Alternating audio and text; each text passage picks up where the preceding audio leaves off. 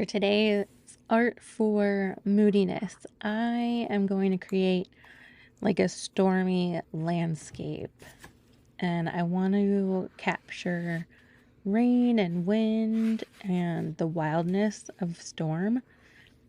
And so I'm just starting here with some acrylic ink and water and letting it spread around to get me started. Remember to not be afraid to make a mark on your page.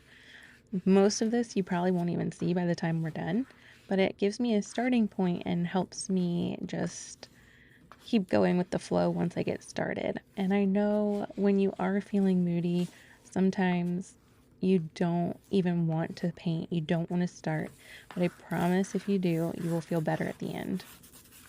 And so I love painting storms. I am a moody Enneagram 4. So I have lots and lots of mood swings. And so to make sure I can stay a little more steady, creating has helped me do that. And mainly just creating in a sketchbook, not worrying about finishing a painting. If I am needing that emotional outlet, just painting in my sketchbook has been an amazing release for me, and I hope it can be for you. So to paint this storm, I'm adding purple in with that green, and already it's starting to feel like a thunderstorm to me, like that bruisey sky when the storm is coming. You almost see these greens and purples in the clouds, and adding in, like just smearing it around to make it feel like it's wet and wild. And I'm just using a baby wipe, or you can use a tissue or a paper towel to do that. Adding in some more greenish blues, honestly, to, I'm kind of thinking of like an abstract landscape. And so this foreground is just the plants and the ground. And so that's just the start of that. Adding in some charcoal because I love charcoal. Those kind of look like leaves there. Just the suggestion of it when I'm doing abstract. You can smear it around if you feel like it. Charcoal is really fun to play with just to see what marks you can make and what the smudges make. And then if you get your brush wet, you can also kind of smear it around the page too. So adding in lots of movement in that sky, you can see I was making big brush marks and just making it go across the whole page, and that feels so good. It's also giving me a background to start to add more colors on top of. I wanted it more dark and dramatic, just like a storm. And so this dark purple being added in adds that element to this piece. And when you're feeling that moodiness, adding this high contrast can make you feel so good. This purple in the sky, having it come down like rain, smearing it around like the wind is carrying it all over the place.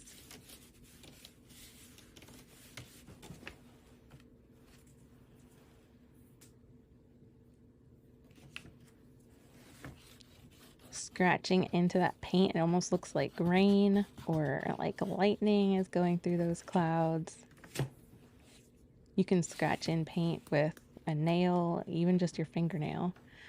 Adding some splatters because, you know, it's wet and windy in this piece. More dark for that dark sky and cloud. And notice I'm not really like too concerned with where this is going. It could look completely different by the end, and that's okay. I'm just going with what feels good right now, and that is these big brush marks and smeariness and splatters.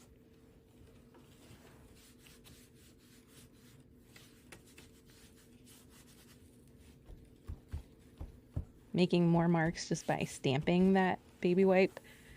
It added extra marks into that sky, which is really cool. This is a tiny piece of charcoal, so kind of like raindrops shapes and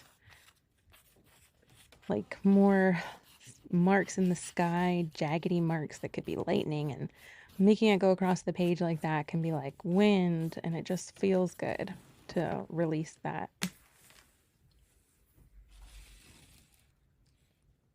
Now it's getting slightly boring because there's not very much light, and I know I wanted this to be a dark moody painting, but now I'm feeling like I need to add a little more light in. Almost like we've created this storm and now we need to calm it down a little. Still getting those windy brush marks. It makes it feel like wind to me, but not covering everything.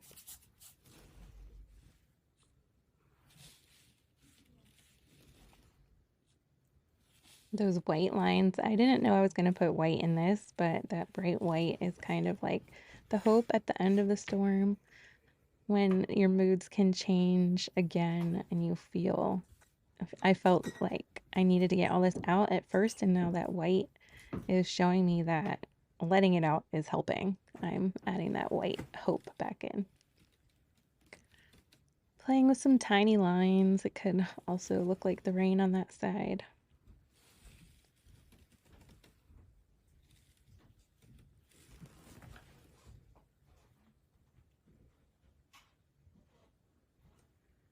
Pay attention to how you feel when you're painting and what feels good and what doesn't. So I'm adding these dots in because they do make me feel good. I have dots in almost every single painting I make just because they do feel good to me. They're relaxing. The repetition of it is relaxing. And so find what those things are for you. Maybe you like scribbling and that feels really good to you, and you can scribble really hard if you're having a bad day, and scribble really light if you're having a good, light, and airy day.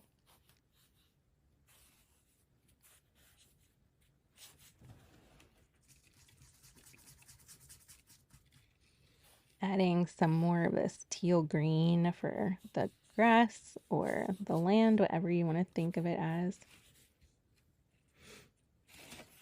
Also adding that color into the sky, that just helps your eye move around the page. Just another little tip. If you add a tiny bit of the same color somewhere else in the painting, makes it interesting.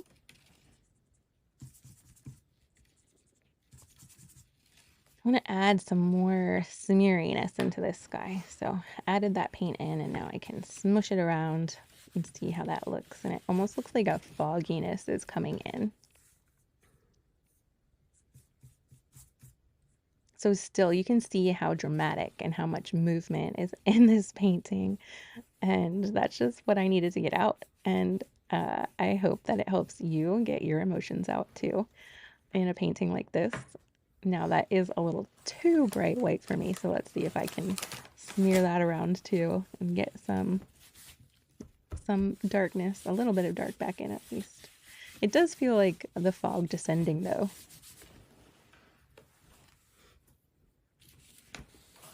A little more charcoal. Let's add those plant leaves back in like we had at the beginning.